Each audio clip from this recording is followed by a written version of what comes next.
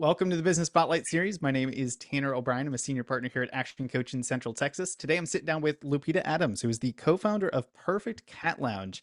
So excited to be jumping in, talking some business, talking about this crazy journey of entrepreneurship and all the fun stuff that comes along with it. So Lupita, first and foremost, thank you for taking the time to be here. Why don't we just start with a little bit of background? Give us kind of the 10,000 foot view. Tell us who you are, and then tell us about this business. Well, thank you so much for inviting me to this interview. So I am an immigrant. I'm from Mexico originally. I moved to Austin 17 years ago.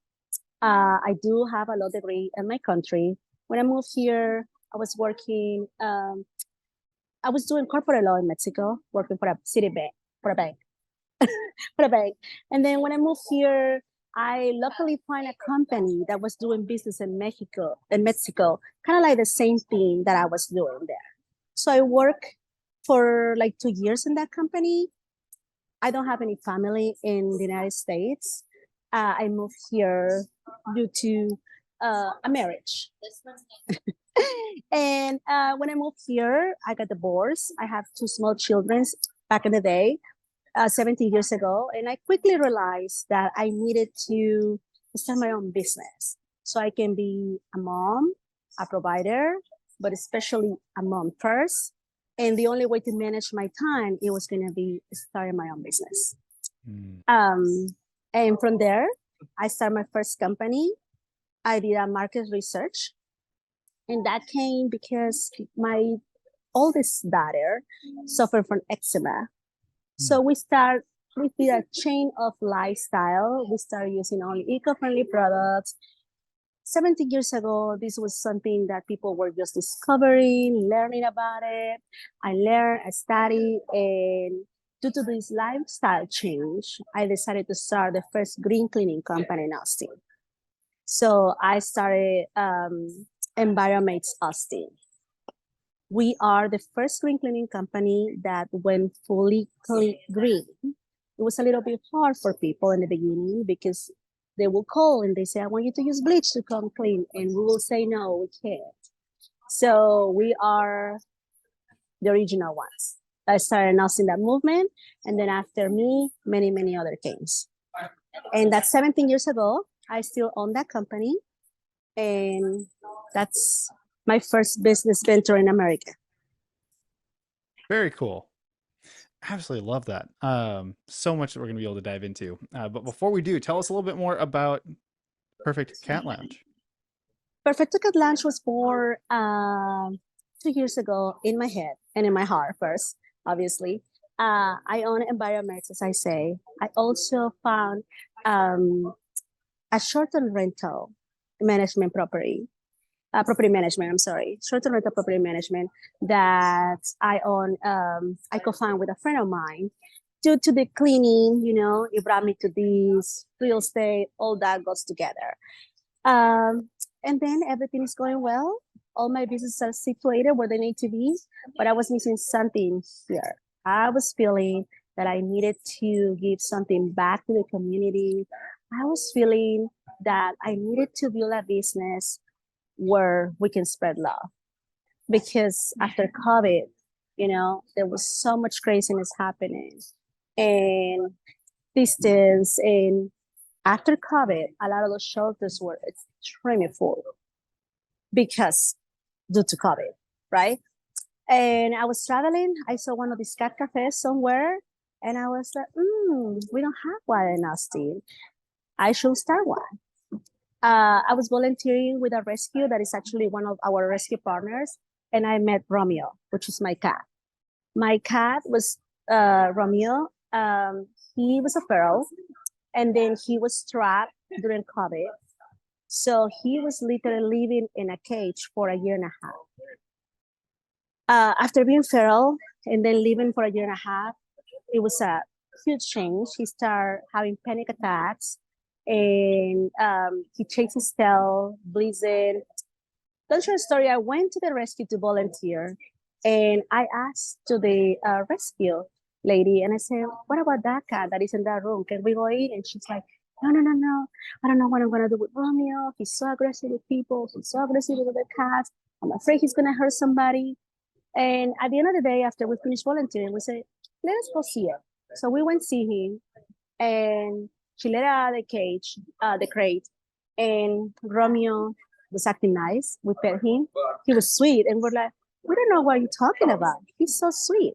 As soon as we turn around, scratch that we still have the mark bleeding, and my husband say, we want him, and I say, we do, and he said, yes, we do. So we took him. After taking Romeo, I realized we really needed a place that people can interact with cats longer than just in a crate. When a cat is in a crate, if you stick your hand, the cat can bite you, scratch you. You don't know what's the move. You're not able to see the personality of the cat. And I realized there was tons of Romeos in shelters. So I adopted Romeo, and I say, I'm gonna create a space, a safe space for both. Kind of like speed dating for cats. When you come for 30 or 70 minutes, that's our appointments, and then you swipe right or left, or they swipe right or left. Majority of the times, it's the cat that choose their adopter. We have some cats here that they never let anybody pet them, but somebody enter the door and they are a totally different cat with that person. So that cat chose that person. So that's how Perfecto was born, due to the needs in the city of people. Everybody was saying that. Everybody keeps saying that. When they come here, we have some people that sometimes they come like a whole week. We have many people that come the whole week to see the same cat. They want to see one day how the cat interacts with another cat. They want to see another day if the cat just sleeps all day long. Because some people want a cat that is playful. Some people want a cat that is cuddly. They all want different types. So the only way to see the personalities is really interacting with them in a space, in an open space, when they can see it fully shining personalities. That is so cool and incredibly fascinating. Um, that's awesome. So let's talk a little bit about the about your role within the business, or maybe even kind of roles within businesses, since you've had this journey into entrepreneurship. But if we look at kind of your say role today, which hat or hats multiple do you get to wear in the business today? How many different roles do you kind of have your hands in terms of running the business? Well, right now, I usually just, when it comes to Perfecto, I just work on Perfecto. I don't work in Perfecto anymore, right? I like to work on my business instead of working in my business, because I like to keep creating. So the beginning of my business, the first year, yes, the first, I will say like 7 months, I was here day and night, you setting up the structure, setting up, training people, testing your team. This is a different kind of business than my other business. We have cats in here, we have human, living furry balls, so we have, it's different. It's totally different. So the team has to be very well trained. So I spent the first 7, 8 months training them, setting up the whole structure. After that, after I find who's gonna be my right hand, who's gonna be my left hand, then I step out a little bit, and now I create. So I have daily meetings with my marketing team, with my PR person, and I create events, merchandise. So I'm in a little more of that area right now. Although I'm always looking, popping, checking in. You have to, always. A little bit in a business, always. One popping in real quick. Hi, I'm here. So yeah, that's what I do right now. I love it. I absolutely love it. I love the fact that you're able to kind of take a look at it from a working on the business rather than in it. Taking the first 7 8 months, Was that kind of always the plan in creating this business, that you knew that it was going to be a 7-8 month and then you'll be able to kind of start stepping into the roles that you actually want to play, or was that kind of just naturally happened as it went through? Talk a little bit more about kind of that transition to getting to this point of being able to work on the business more consistently. It has always has been the plan. In any business I start, it's always the plan to work on the business, not in the business. After you set up the basis of the business, you're gonna step up back so you can see it from that side. You see, okay, I need to fix this, I need to fix this, I need to fix this. Because me, I love the cats, but me cleaning a cat, trimming the nails does not help that much the business. Instead of me creating a way to promote a cat that has been here for 2 months and hasn't been adopted. Create a way to promote more revenue so we can donate to the rescues, so they can donate and rescue more cats. The business needs my mind and my ideas to continue moving and evolving. So in any business, I always believe in that. You have to work on it, not in it. And you're working in it, you're doing it wrong. You might want to find a coach, a business coach. Yeah, I won't argue with you on that one. No, that is fantastic. So as we look at the business, I always like to ask the generalized question of like, who does your business serve? And the easiest way I like to frame this up is, if I'm sitting here, I'm watching this conversation later on, I'm in the audience watching this thing. How do I know that I'd be a really good fit to come check out the lounge? Or I might know somebody that I should refer over to y'all to come check it out. Well, definitely somebody that is in the market to adopting a pet. Definitely, that's the number one. But definitely somebody that has never been in touch with a pet. This is the best place for it. There is, believe it or no, I have met people that are in fear of touching a cat. A lot of them here. And they don't know. They are afraid. They say the cat is going to bite me. I heard the cat scratch. I have met a huge percentage of people that come into this place, and I know they want to have a pet, but they haven't found a space because they feel embarrassed. They're going to go to a store, a shelter where the cat is created or the dog is created, and they're just going to stick the hand and that's it. So they're afraid to take that cat or dog home because they don't really know how to do it. So people that have never been a pet owner, this is the best place. They come here, they see, we teach you how to carry a cat, we teach you about cats, you're able to make questions without being embarrassed. Definitely that. And anybody that just wants to have a good time, because everybody that comes here leaves with a smile. If you don't leave with a smile, you need a life person. No, business coach. No, you need a life. But everybody comes happy and everybody leaves happier. Petting cats is extremely relaxing. It's proven scientifically, it releases stress. So anybody that is having a bad day, they can come here and the day will totally change. The mood change. We have a lot of people that come here that are students that they say, I just miss my cat and I need my kitty fix.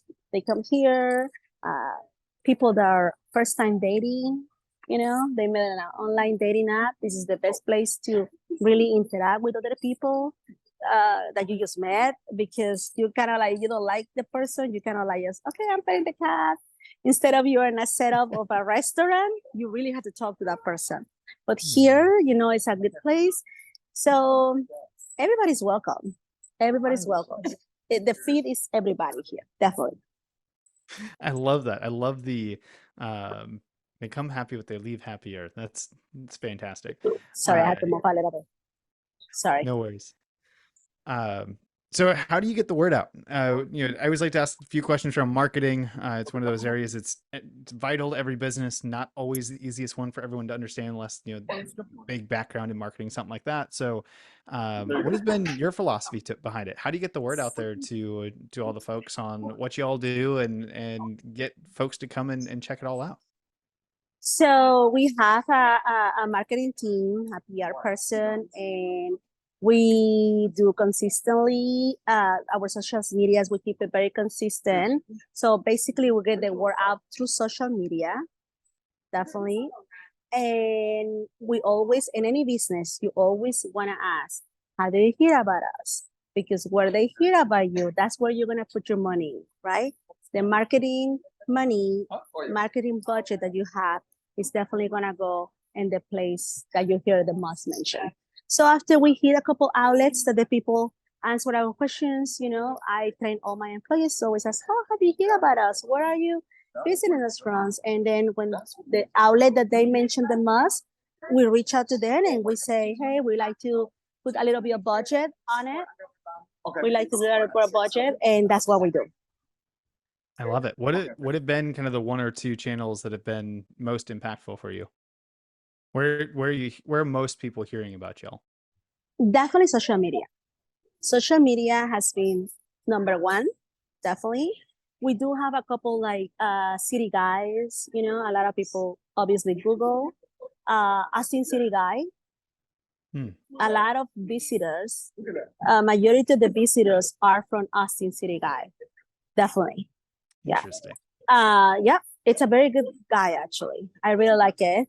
So, and then influencers. We're lucky enough that we have so much support from all the influencers just because the type of business that we are, right? We are a for-profit business that is partnered with non-profit businesses with non-profit, such as our rescue partners. We have 3 rescue partners. They bring the cats to us. We foster the cats. If somebody adopts them, that money from the adoption fee goes into the rescue partners. The money from the entry fee goes into this business to continue hosting more cats in this luxury Airbnb. So the type of business is extremely cute. It's very fun. So we do have a lot of influencers that come here regularly and they post about us. So that's been amazing. And, it's just kind of like a good outlet for us. I love it. When you look back at kind of your journey, not just with this business, but with the cleaning business, with kind of everything that you've done previously, I have to imagine you've learned a lot of lessons along the way, as many of us do. Are there any, one or two big lessons that stand out in your mind that you can share a little bit about here today? Yeah, I have learned very early on my business career in Austin that the best currency in business is definitely relationships. The most valuable currency in business is relationships. So that has been, I think so, the biggest lesson. And I'm always trying to spread to everybody. Since you come into a community and you're starting any type of business, make sure to always be reputation is the number one. Be consistent with your words and with your actions, and people will remember. Yeah, and you will meet that people in another setting. It happens to me here all the time. It just happened yesterday to me. I have somebody that called. The voice sounds familiar, and she's actually my client in my cleaning business, and she actually adopted from me in here in Purrfecto, and she didn't know we were the same person, and she's like, oh, that's why this is so amazing, because it was created by you. So, and I've been having a lot of encounters with people that know me from my other, business ventures. So it has been nice to know that my reputation, it's feel good. And because working with animals in rescue, it is very, very risky, Animals rescue, it's hard. It's hard. I like that though. Currency, relationships, really The biggest focusing one. on how you can build that up. That's amazing. It will take you to places that money cannot take you faster. I would agree with that 100%. how about the next 3 to 5 years as you look out to, casting your vision for where things go from here? What are you excited about? How do things change and grow, and how do they look as you look out the next 3 to 5 years? So we are, well, I am, I am starting working on San Antonio. We are trying to open San Antonio location. So I already went and checked it out the area, and we're in talks to some brokers and trying to figure it out which one is the best space. We have a couple of space that we like. San Antonio is definitely going to be bigger than Austin. We're trying to do a full-in coffee shop with a wine bar inside. And we're trying to do like downtown, because now I know the ropes. So it will be easier to jump into a different market, which is not going to be wine, beer, coffee. Right now, we are using coffee shop that is our neighbor. So we do sell coffee, but we don't make it here. It's made by our neighbor, Maha Coffee. In San Antonio, we're gonna produce our own coffee there. We're gonna make the coffee there and sell wine, beer, bigger space. So that's how it's looking. And definitely I wanna do, I have a lot of people that has been saying, come to Houston, please, come to Houston. So maybe Houston, but right now San Antonio, I'm trying to open it next year. I wanna open San Antonio in the summer of 2024. That's Very how it cool. looks. We have another project here. I have another project here too, that involves also coffee and wine. And hopefully, I, I don't have that very concrete yet, but hopefully in these weeks I know, and if it happens, I'm gonna start working on that. So I'm trying to open another business here too, close to Very this cool. cat cafe, that it will merge with the cat cafe. That is fantastic. Out of just curiosity, as you look to have some different locations, different markets, things like that, do you anticipate kind of keeping them as, call it corporate or singular owned versus franchising? Would you go franchising with this type of a model, or is it kind of your hope is to kind of keep it all under one roof, so to say? No, I mean, maybe if I spend more, why not franchising? Yeah, it's always good. I want to do so much, I want to do clothing line. I want to do cat toys. I'm open to many ideas, and as I grow, I start meeting new people that I'm able to probably help. There are small businesses that are like, hey, I am a good graphic designer, and we can create some amazing uh, clothing that hasn't been done yet on the cat market. So yeah, I'm excited to explore other different incomes related to this. That's very cool. Well, I want to be respectful of time. So I've got a few rapid fire questions I like to kind of throw out as we start to wrap up our conversation today. And these are just meant to be kind of, I don't know, little wisdom nuggets for the audience to take and leverage in their own lives and their own journeys. But when you look at kind of your path so far, your journey through creating business and going along this entrepreneurial journey, what would you say for you has been your key to success? Consistency, definitely. You gotta be consistent and organized, because you can have different goals, you can have different things that you want to do, but you have to be organized. You gotta accomplish this one to go to the next step, and just to keep going up in the ladder. Right? A lot of people wants to do it all at once, and they want to run before they're walking. Just and believe in yourself. I meet a lot of people that, I hate to say this, but I meet a lot of people that are trying to start businesses, and they think for 3 months of the idea of starting it. On those 3 months, I'm already finding the space. So if you have the passion within you to start a business, start in that moment and keep moving and keep moving. Nothing is gonna happen. The only thing that could happen is that you're gonna fail, but then you're gonna learn. That's what's gonna happen. So fear, it's still something that people have when it comes to business. They're still fearful, like, oh, what about No, I believe in the power, of affirmation, right? Like you have to know if you believe that this is going to be successful, it is going to be successful. There's no reason why it's not successful. I brought a new business like Purrfecto into here, and a lot of realtors told me, I heard a lot of no's, and I told them they were wrong. And they were the realtors. They say, oh, it's going to be so hard to find a space because nobody know about the business. Well, I will teach them. Do you know? I will teach myself. That's how it works, right? And I then you love just it. keep moving. You just have to keep moving. And a lot of people are like, oh, I'm in my fifth book. You should have cut on the first one. And after the first one, start moving because now you're reading 5 books and you haven't put really anything into action. So action and consistency is a key for business, definitely. That's what I will say. I love that. It reminds me, I just was talking to another business owner, and they were talking about imposter syndrome. People can get stuck in that, and his words of advice or whatever on it was essentially, it's impossible to have imposter syndrome as long as you're doing the work.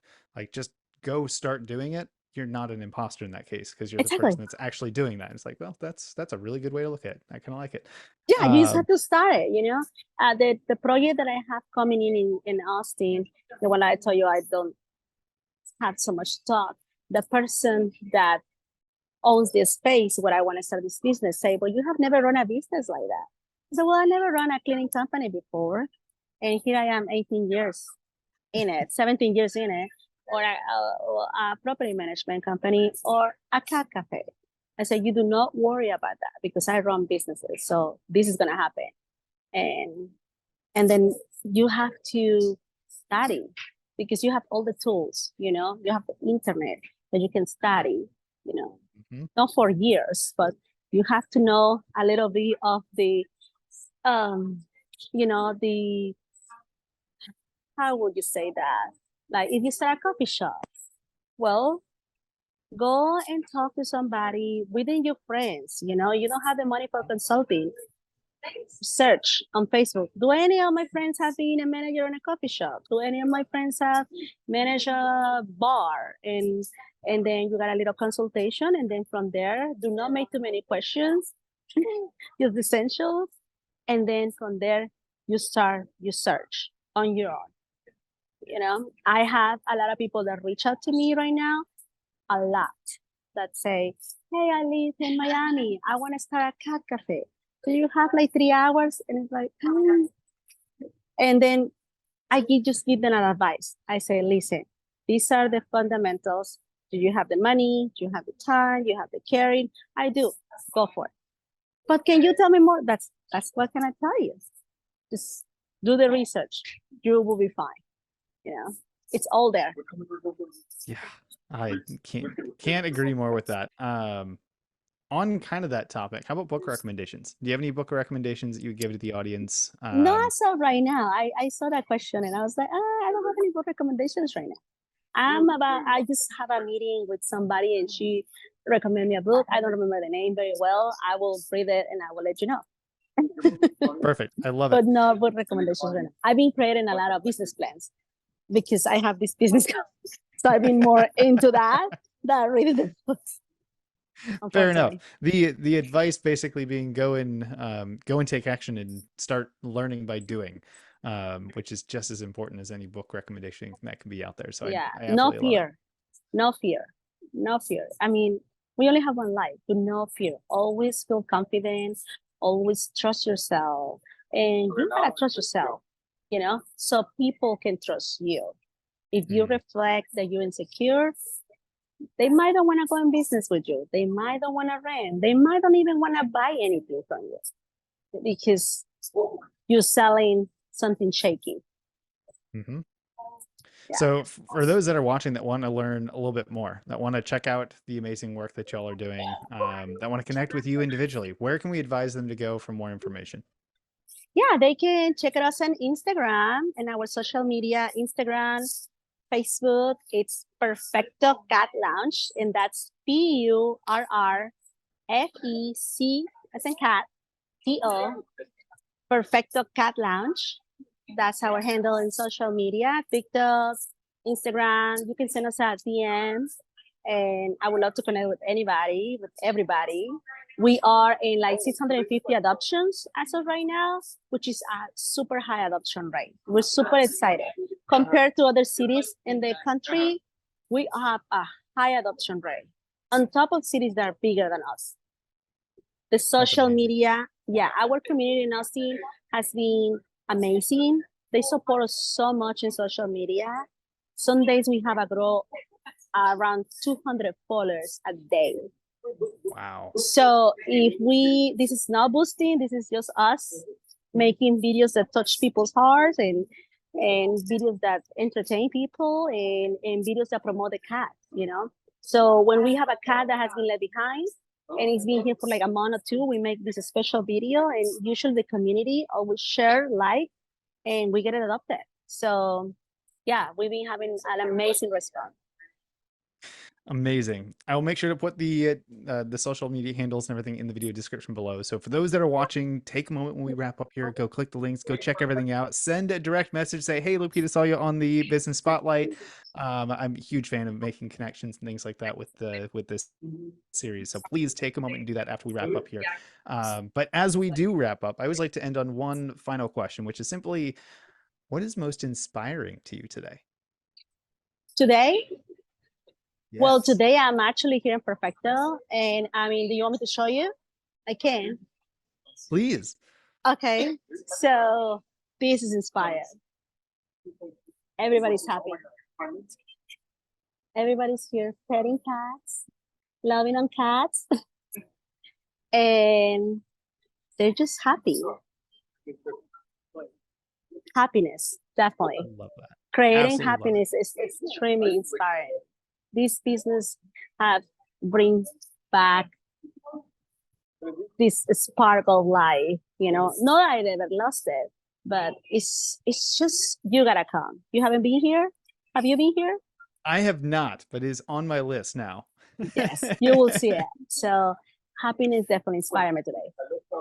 I love that. Well, Lupita, I want to say thank you again for taking the time. This has been an absolute pleasure. I know we could probably sit here and chat for way longer than we've got time for today, but I want to say thank you again for taking the time and sharing a bit of your story with us today. Thank you so much for inviting me. Thank you so much. Talk soon.